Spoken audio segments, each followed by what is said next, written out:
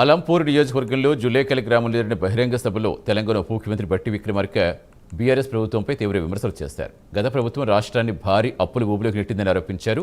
ఆర్థిక ఇబ్బందులు ఉన్న కాంగ్రెస్ ప్రభుత్వం సంక్షేమ పథకాలు కొనసాగిస్తోందని చెప్పారు. అదే సమయంలో మల్లమ్మకుంట రిజర్వాయర్ భూసేకరణను వేగవంతం చేయాలని జిల్లా కలెక్టర్కు ఆదేశాలు ఇస్తామని ప్రకటించారు.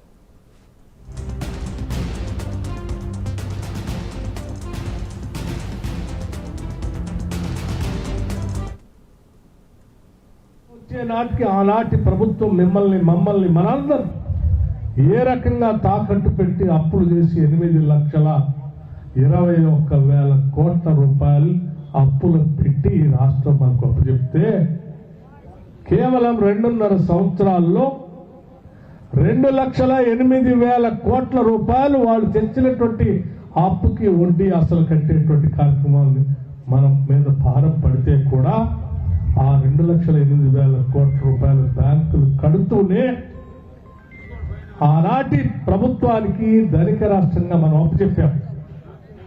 ప్లస్ 8,21,000 కోట్ల అప్పు కూడా తీసుకున్నాం. మరి ఏం చేశారు ఆ డబ్బులు అయ్యా అంటే రాష్ట్రం మీద పడి దోపిడీ చేశారు తప్ప రాష్ట్ర ప్రజలకి ఇచ్చేది.